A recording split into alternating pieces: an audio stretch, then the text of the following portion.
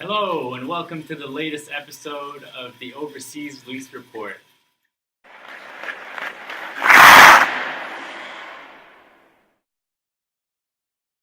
Why am I on an exercise bike?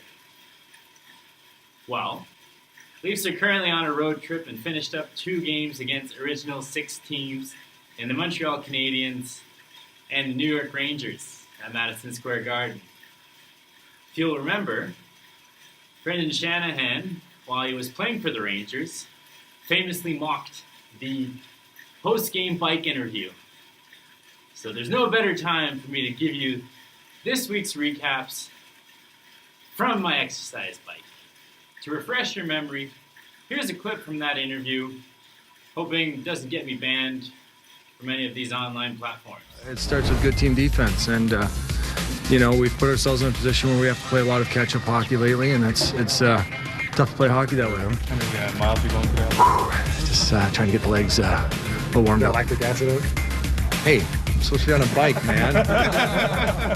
All right, let's get to the game that the Leafs played in Montreal for Hockey Day in Canada. And I must say there was a real intensity at the start of this game. I mean, it's been a while since both teams were competitive at the same time. It was a pretty wild one to start, as the Leafs gave up an early goal to Andrew Shaw, and then came back with 2 quick ones, including a score on their first shot of the game. Important moment, still in the first, as the Leafs killed a double minor for high sticking by Tavares. Fred Anderson momentarily left the net after Tatar fell on him, but he was good enough to return and avoided the concussion spotters from pulling him. I think it was more of an arm issue. Early in the second, though, Anderson gave up a bit of an ugly goal, whiffing on a shot by Tatar. May have changed direction off Gardner's stick, but still. Good back and forth chances in this game. Max Domi had a goal disallowed after batting in a rebound, which was clearly above his shoulder. Then Matthews got an unlucky penalty for clearing the puck over the glass.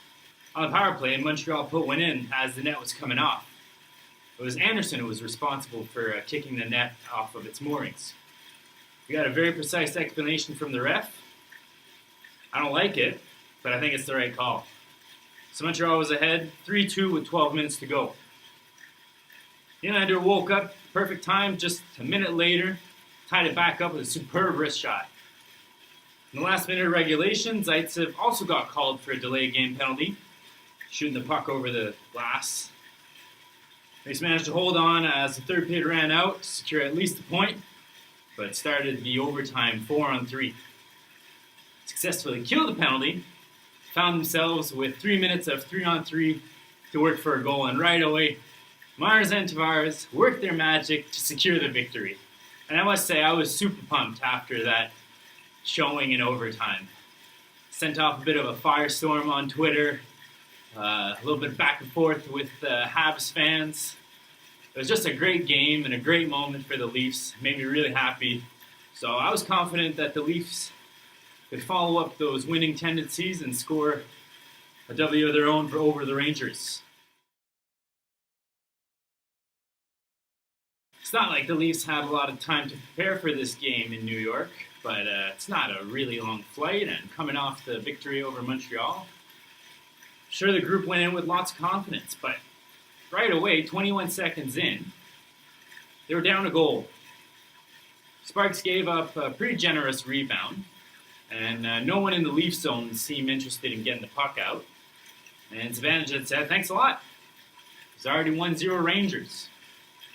And from the start, it looked like the Leafs were going to have a hard time beating Georgiev, young goalie from the Rangers that they played against last time, and beat him. So when Kapanen intercepted the D-to-D pass and got the partial breakaway, post-in shot for his 16th goal of the year, 1-1. I was hopeful for good Leafs showing after that. Leafs got a couple power play chances. Next thing you know, they got 21 shots. But it's the Rangers who took the lead after a couple passes and a nice shot by Jimmy Vesey. Made it 2-1. Leafs power play got lots of practice in this game. getting tons of shots, but not scoring. Later in the second, Hyman went in for a wrestle fight after Pionk made contact with Marner. Not much of a fight per se, but it was good to see a little bit of emotion from the Leafs. There's not a lot of fights in the NHL anymore. And I don't know if it was just me, but throughout the game, players for both teams were just falling all over the place. Sticks flying out of their hands. Never mind the Leafs giveaways. It just didn't look like good hockey to me. More of the same play in the third. The Rangers got another one off Muzzin turnover in his zone. Make it 3-1. It's a season high for shots for the Leafs at 55, which seems like a bit of an inflated number. And let's not pretend like they're all grade A chances. Mostly volume and shots from the outside. A couple key saves. I mean, not going to take anything away from the goalie who played well. And I won't even blame Sparks for the goals he gave up. It's just a bit of a dud game, which was a complete opposite feeling compared to the feeling after the Montreal game. Hayes got an empty netter for the Rangers to make it 4-1, and then time ran out. So the Leafs are now 2 games into the extended trip. I'll now head to Colorado and play the next 4 games versus Western Conference teams. Hope you've enjoyed this bike recap. Got some original ideas for what the next episodes will look like. Stay tuned and hope to see you again soon. Thanks for watching, especially if you're a repeat viewer. Feel free to subscribe and like the channel. The Twitter account hasn't changed, @OverseasLeafs. Go check that out for any updates during and after all Maple Leafs games.